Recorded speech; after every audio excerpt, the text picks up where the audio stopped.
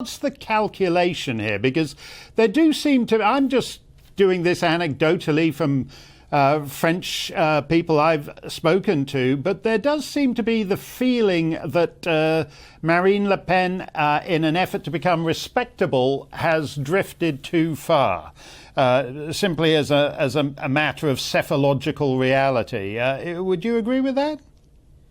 I totally agree with this, and I'm not the only one, because, for instance, Emmanuel Macron's Home Secretary, who comes from the centre-right, had a debate with her about a year ago on television in which he accused her of being too soft on crime. And that's really a problem when you are Marine Le Pen, and that's what the guy who's actually in the job tells you that. So, no, she tried to detoxify the party. Detoxifying the party also meant trying to shut her father aside, and the personal is very political in politics, but especially when it's a question of the Le Pen families. And the question is that the National Rally, as it's now called, is still a family concern largely. And they are the people in the provinces that actually vote for it, have been elected in regional councils, etc., are more or less in despair because they feel that it has nothing to offer. My gut feeling is that she lost the last election against Macron. She might get in the second round, and that's what Macron hopes exactly 3 months from now. But she will lose. And what she really has, apart, from now on, is the half-life of isotopes in politics. And if she stepped down and at least there were a candidate to run for the hard right, that would be much more interesting. Well, who, from Macron's point of view, he thinks that Marine Le Pen is going to be the easiest to beat in the second round. Who does he think is going to be the hardest to beat?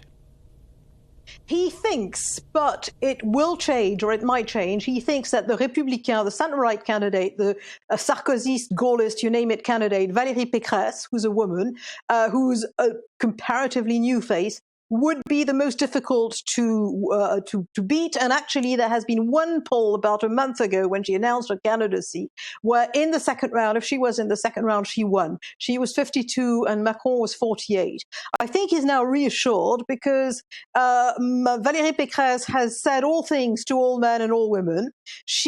There was a primary, something called a primary in the Républicain Party, and what happened at that time is that the man who's really not very far away from Éric Zemmour, the MP for the city of Nice, Éric Ciotti, won 40%, almost 40% of the vote in the second round of the primary, and that was really a sort of clarion call. And Valérie Pécresse has been talking low on order ever since, and most of her natural voters do not believe that she will keep her promises, any of those promises. So there's a question of credibility. I think right now that Emmanuel Macron is sitting pretty, unless some sort of upset happens among those three candidates, and Marion Maréchal joining Zemmour might not let him be elected, but it might lead him to have the sort of defeat that really leads on to the general legislative election 1 month later in a position of strength, because we separate the president election from the